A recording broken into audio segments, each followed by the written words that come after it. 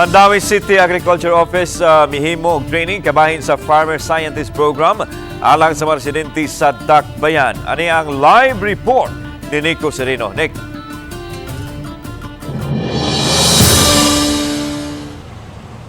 Yes, Lan, pinaagi ni ini gitinguha nga matabangan sila sa ilang panginabuhian kini mga beneficiaries ingon man sa pagkabot sa stable food supply. Mulungtad sulod sa 18 ka semana, utulo ka phases ang ilang training. Gihimo kining Farmer Scientist Training Program sa Mandawi City. Taga City Agriculture Office ang mihimo niini kundiin 22 ka beneficiaries ang ilang gibansay. Kausa ang session matag semana kundiin tudluan sila sa mga pamaagi sa pagpananom. Lakip sab niini ang paggamit sa scientific nga proseso aron mas mapalambo pa ang ilang abot. For the farmers or gardeners of Mandawi City nga makapacitate na to sila sa tanan mga technologies about kanang urban agriculture.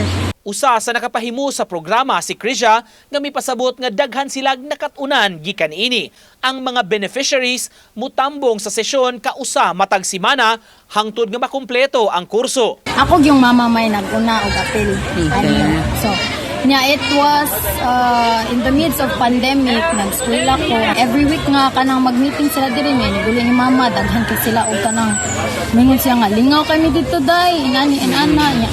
Mutumurag na interesado ko. Bisan kuno highly urbanized ang Dakbayan sa Mandawi, matod sa city agriculturist, mamahimo gihapon kaayo nga musagop sa urban agriculture ug makaani pagyod.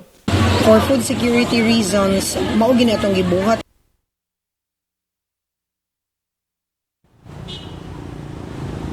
Mao kinilan ang gipahimug-atan sa mga opisyales sa Mandawi nga tungod kay limitado man gyud ang land area sa Dakbayan. Bisan niini mamahimog gihapon nga mag-agrikultura ang mga tao sa pag-employ nila og vertical agriculture o kining containerized gardening kay makaani pagyud sila niini. Lan.